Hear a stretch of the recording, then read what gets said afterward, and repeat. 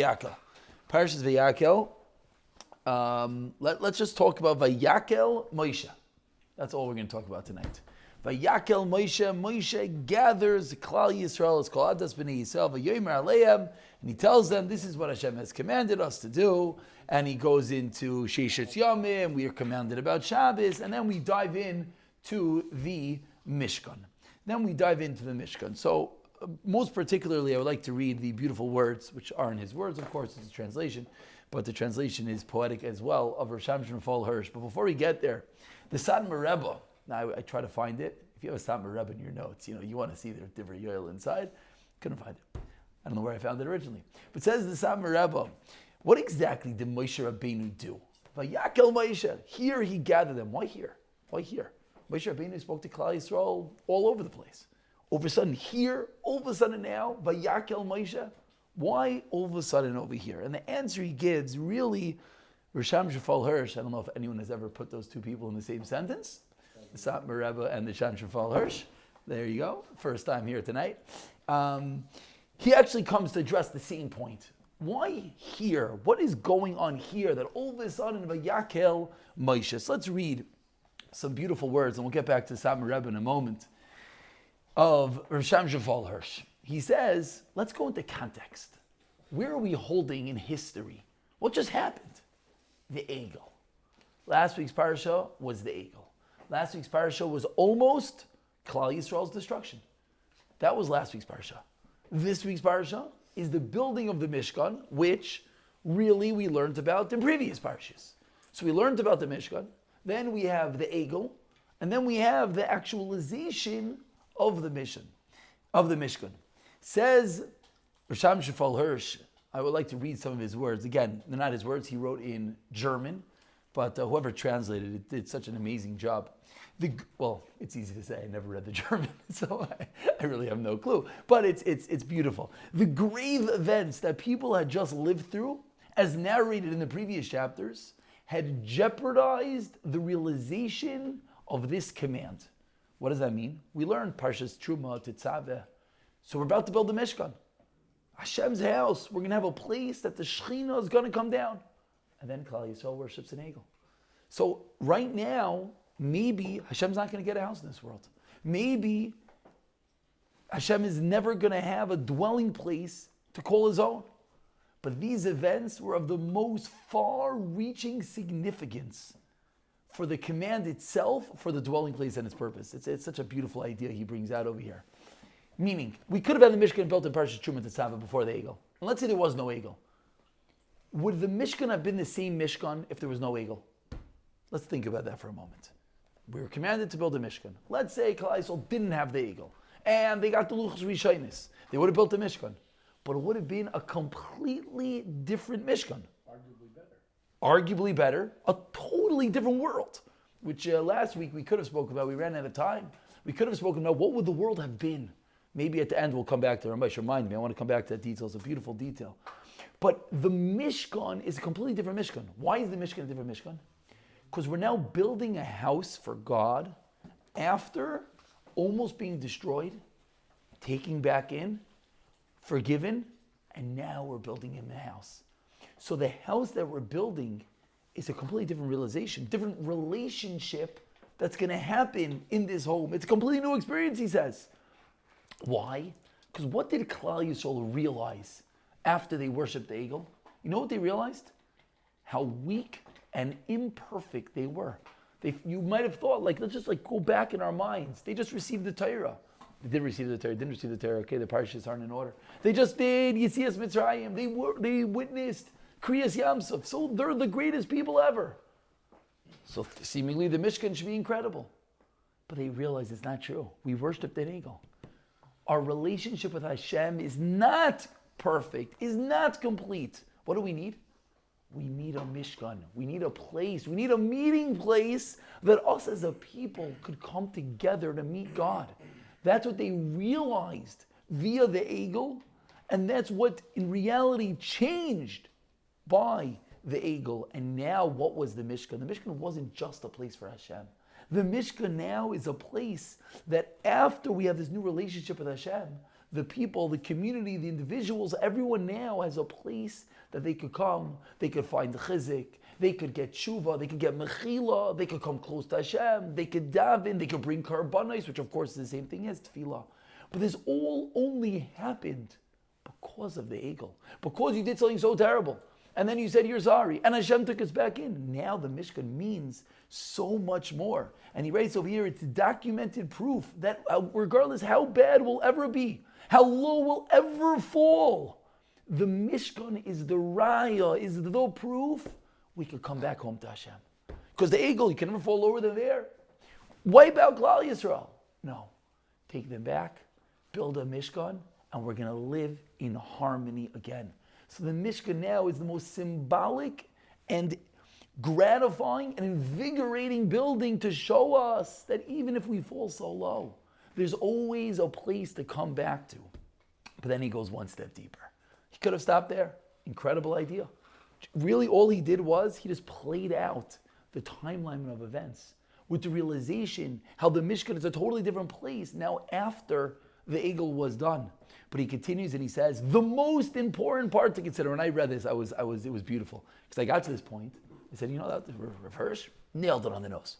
Beautiful. And then he says, you know what the most important thing is? What do you mean? You just told me the most important thing.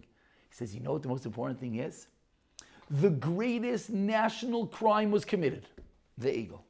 The greatest national crime was committed, the Eigel.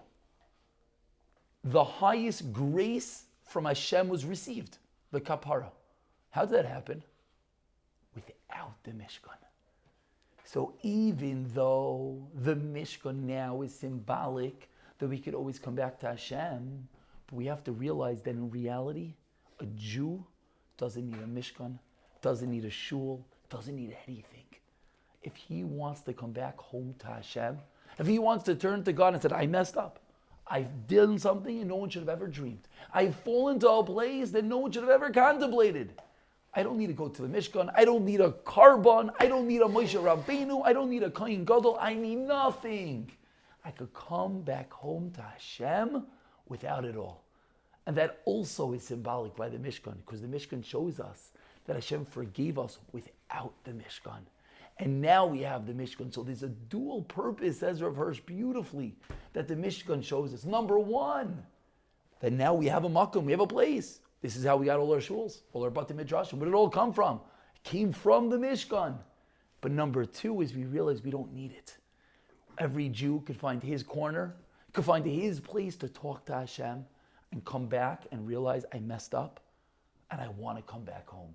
And those are the two things, Vayakhel Moshe, right now, after the Eigel, after we're so low, the greatest national crime committed, the highest grace attained from Hashem without the Mishkan. Absolutely beautiful. Comes along the Satmar Rebbe and he says, how did Moshe Rabbeinu do it?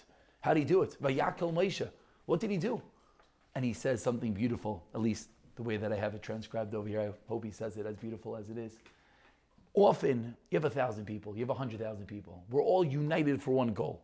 We're all rooting for the same team. You're not united for the same goal. You want the same outcome, but you're not united for the same goal. You all have 100,000 ways that you think to get to that goal, but you all want the same goal. That's not called unity. That's not called achdus. That's not a Vayakhel Moshe. Think about it. Moshe Rabbeinu has to gather Klal Yisrael. You have the people that worship the Eigel. You have the people that didn't worship the Eigel. You have everyone. Imagine the discord. Imagine the infighting of Klal Yisrael. They got mechila, but you could imagine that the Leviim who didn't get involved probably looked over their shoulder at these Jews that created an Eigel. I told you so, I'm sure there was probably one person yelling, what are you doing? What are you doing? And then the Eigel, and it comes out, and Moshe Rabbeinu comes down, and the luchis broke. So I'm sure people probably looked at those other Jews with such disgust. How can you do such a thing? Okay, Hashem forgave you. Okay, you could sit outside the shul. We'll build the Mishkan and we'll be inside. But Vayakhel Moshe, that can't be.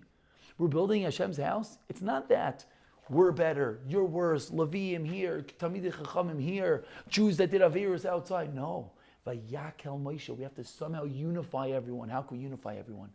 Says the Satmar Rebbe, you know how he did it? He did it by he pulled everyone together and said, you have to listen to me as a conduit of Hashem. And if you're able to listen to me all at once, which means you're leaving all your issues outside. And you're all going to listen to get to that common goal. So it's not going to be a building built by 600,000 people with 600,000 ideas, but at the end of the day, we agree that we have to build a Mishkan. No, we're all going to unify for the same purpose, that we're building together this house of Hashem. Says the Balaturim 18 times. Long double parsha coming up. 18 times it says in the Torah, Kasher Tziva Hashem, when they built the Mishkan. 18 times. What's 18 times? What's 18 times? So first of all, it shows the godless of Klal Yisrael. Can you imagine? You're building a house of God. Betzalel, the greatest craftsman. You'd think, let me put my own little artistic kinech on there. Let me give something there. No. Kasher Tziva Hashem, Kasher Tziva Hashem.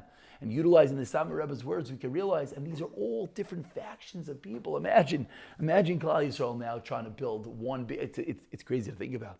Beis HaMikdash is going to come. Maybe that's the reason it's going to come down a ball of fire.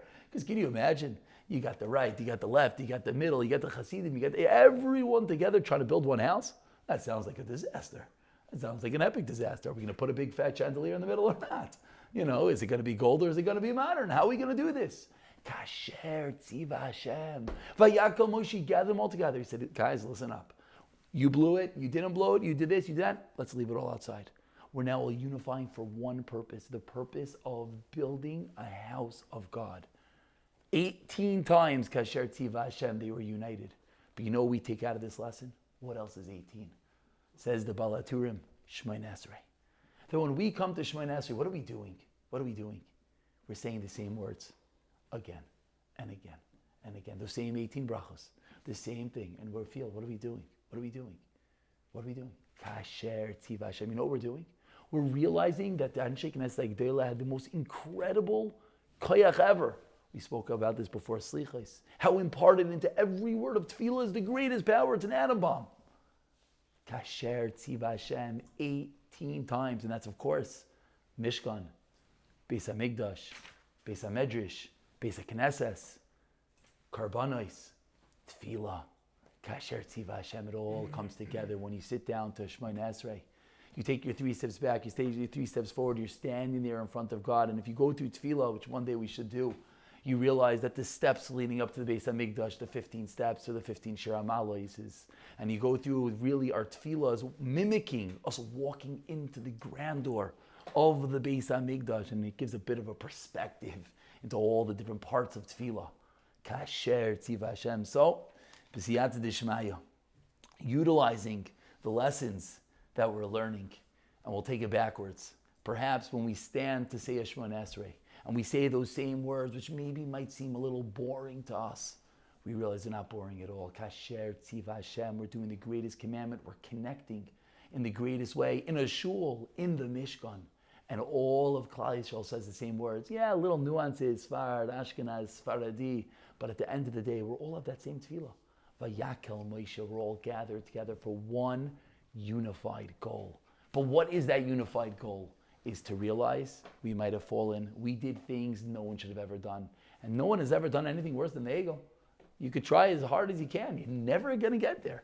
What's the biggest proof? We're suffering from that sin until today. It says that every punishment that is meted out has a bit of Eigel in it. A bit of the punishment for that terrible Avera. So we can never get that low. It seems like some people are trying really, really hard to get there. But you can never get there. But what do we realize? We have a Mishkan, we have a Beis HaMikdash. We realize that Hashem pulled us together and He's waiting for us there. But you know what the clincher is? And with this we conclude. Maybe that's a shul. Maybe that's a Beis Medrash. But what really is the Mishkan? As we spoke about back in Parshas Truma Tesavev, Vasali Mikdash V'Shachanti B'Seicham, B'Seich Kol Echad V'Echad, inside our heart. Inside our heart, we're our own little Mishkan, we're our own little Beis HaMikdash. The limbs of our bodies are the different parts of the Beis HaMikdash. And if we realize that our body is a Mishkan, we treat our body differently. We treat every action we do differently. We are the Kayin in the Beis HaMikdash because we are the Beis HaMikdash. And most importantly, is our houses. And we conclude with the words of the Shalah. I said this in a different shir. The Shalah quotes, it says, Lo suvaru eish b'chol mosh v'seichem b'yoyim HaShabbos. Says the Shalah, what's the eish? Eish shel kas, anger. B'yoyim HaShabbos. On Shabbos, on a day that you sit around the table. It's a day you spend a lot of time with your family. It's easy to come to Kas. But the Shalom points out, not just Shabbos. Mechatzois Erev Shabbos. Mechatzois Erev Shabbos. We have to be careful about Kas. But you know why we really have to be careful about Kas? Because what's our house? Our house is not just a physical structure. It's not just a place to eat and sleep. Our house is a mishkan.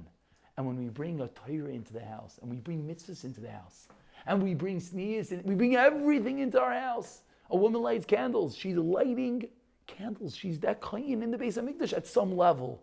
She's doing a mitzvah in her own little mishkan. So b'siyata d'shmaya, as we finally build a mishkan, we waited many parshas. We almost didn't get there with Eigel in the middle. But we finally build the mishkan this week. And we finally come to Chodesh Hazel Lachem. We come to the ultimate month, the month of Kings. With Pesach on the horizon, hopefully this will be the year. This will be the year that finally Pesach will be the Zman Cheruseinu. But what we have to do, each and every person, is not worry about all of Klal Yisrael. Worry about Vayakhel Moshe, each and every one of us in our own Mishkan. We have to gather ourselves together. And b'siyata d'shmaya, come a little bit closer, a little bit more, Kasher Tziva Hashem. B'siyata d'shmaya, elevate ourselves each and every day.